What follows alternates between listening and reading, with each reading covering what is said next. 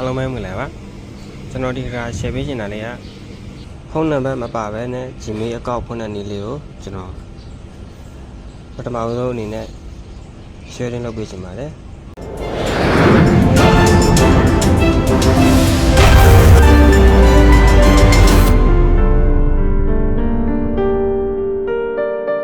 အားလုံးပဲမင်္ဂလာပါ Gmail အကောင့်ဖွင့်တဲ့အခါမှာကျွန်တော်တို့ဖုန်းနံပါတ်မလိုဘဲနဲ့လည်းဖွင့်လို့ရတယ်လို့ဖုန်းနံပါတ်ထည့်ပြီးတော့လည်းဖွင့်လို့ရတယ် Gmail ကောက်ဖွင့်တဲ့နေရာမှာအမျိုးမျိုးရှိပါတယ်ကျွန်တော်အနေနဲ့ကျွန်တော်ဒီလောက်ကိုဆက်လက်ပြီးနောက်ပေးချင်ပါတယ် Gmail ကောက်တော့ကိုဖုန်းနံပါတ်ထည့်တယ်မလို့ပဲဘယ်လိုဖွင့်မလဲဆိုတာကျွန်တော်တို့အနေနဲ့ကြည့်လိုက်ရအောင် Gmail ဖွင့်မှာဖြစ်တဲ့အတွက်ကျွန်တော်တို့ Gmail တွေကိုတစ်ချက်နှုတ်ဝင်ပေးလိုက်ရအောင်ကျွန်တော်တို့ဒီတောင်းကအလိုင်း၃လိုင်းလေးကိုတစ်ချက်နှုတ်ဝင်ပေးလိုက်ပါ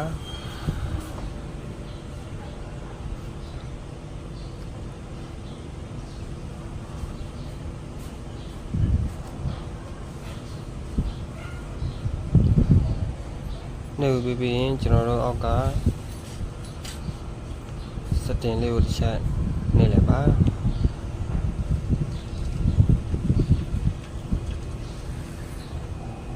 စတင်လေးရောက်လာပြီဆိုရင်ကျွန်တော်တို့အနေနဲ့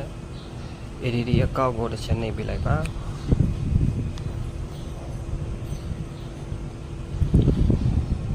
ဒီနေရာမှာမိတ်ဆွေတို့ကဖုန်းအသစ်ဝယ်ထားတာဖြစ်တဲ့အတွက်ဖုန်းကအခုမှအသစ်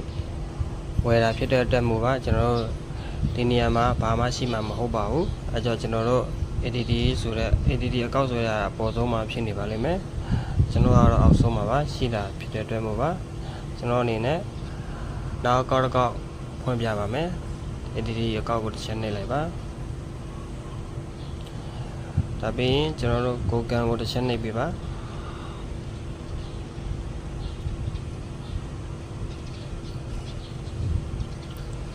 ပြီးရင်မိတ်ဆွေတို့ရဲ့ညနေပြင်လောကိုဖွင့်ပေးလိုက်ပါစကွန်လောဖြစ်ပါတယ်ကျွန်တော်ကဖုန်းနံပါတ်မထည့်ဘဲနဲ့ဖွင့်တဲ့နည်းလေးကို share ပေးမှာဖြစ်တဲ့အတွက်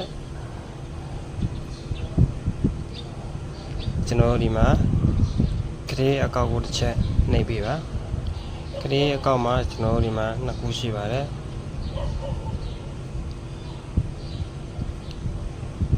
for my ကျွန်တော်တို့ personal use for what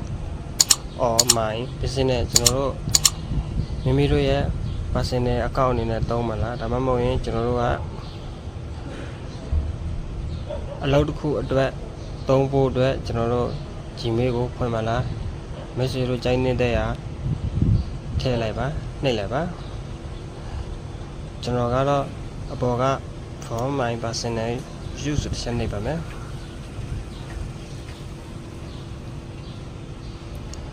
ဒီနေရာမှာ first name last name ကိုတစ်ချက်စိုက်ထည့်လိုက်ပါကြိုင်းနေတဲ့ရာကျွန်တော်ကတော့ဒီမှာဟိုထည့်လို့ရေးလိုက်ပါမယ်ဒါပြီးရင်ကျွန်တော်အနေနဲ့ name ကိုတွားလိုက်ပါမယ်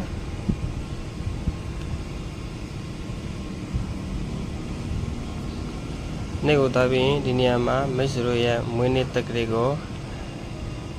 အဆင်ပြေရာထည့်ပေးလိုက်ပါ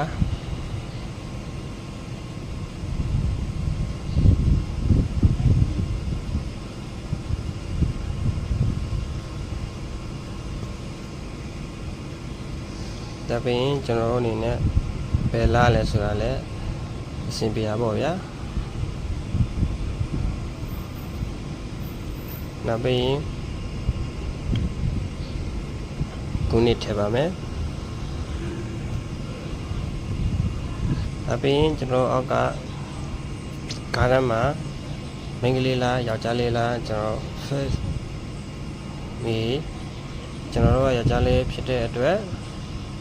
အောက်ကကျွန်တော်တို့ MAINB ကိုတစ်ချက်ပြီးနှိပ်ကိုသွားပါမယ်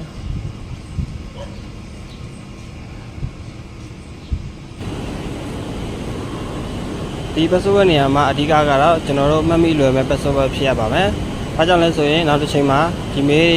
ပြတ်တာတွေပျောက်တာတွေကျွန် ကျွန်တော်တို့မေးထားတဲ့ပြဿနာတွေအများကြီးရှိပါတယ်အဲ့ဒီ Gmail ကိစ္စနဲ့ကျွန်တော်တို့မေးထားတဲ့ညီလေးညီမလေးတွေတငယ်ချင်းတွေအများကြီးရှိပါတယ်အဓိကကတော့အဲ့ဒီ password ပါပဲ password ကိုမမှတ်မိရင်တော့ကျွန်တော်တို့မရဘူးလားဆိုတော့ရပါတယ်နည်းနည်းတော့ခက်ခဲမှုရှိပါတယ်အဓိကတော့ဒီ password ကိုထည့်ပါမယ် password ကိုလွယ်အောင်မိမိရဲ့နာမည်နဲ့စောစောလေးကကဏ္ဍလေးနဲ့ကျွန်တော်တို့မှတ်မိလွယ်မဲ့အရာလေးထည့်ပြီးတော့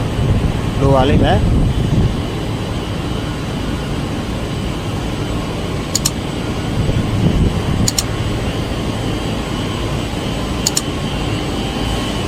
ကိုယ့်ရဲ့နာမည်နဲ့ကျွန်တော်တို့အနေနဲ့အင်္ဂလိပ်လေး5-6လုံးလေးနဲ့ကျွန်တော်တို့အဆင်ပြေရာထည့်လိုက်ပါမှတ်မိလွယ်မဲ့အားလေးပေါ့ဗျာ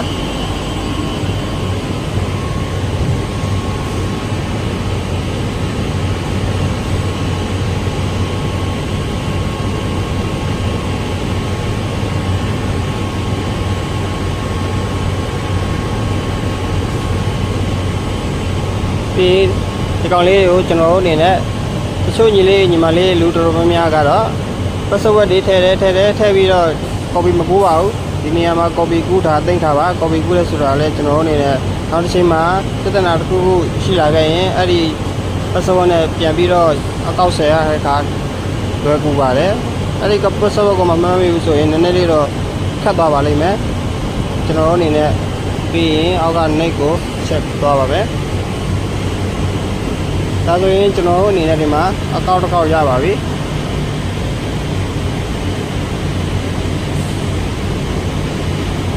မရှိလို့အနေနဲ့ဒီမှာစစ်ပြလိုက်ပါအောက်ကကောင်လေးကိုတစ်ချက်ကျွန်တော်တို့အနေနဲ့စစ်ဆိုတစ်ချက်နေပြလိုက်ပါဒီမှာကျွန်တော်စစ်ပတ်စပ်ရပြီးရင်အမှဒီကောင်လေးအောက်ကနှိတ်ကိုဆက်သွားပါမယ်နှိတ်ကိုစစ်ဆက်သွားရပါပြီကျွန်တော် asset ကိုသွားပါမယ်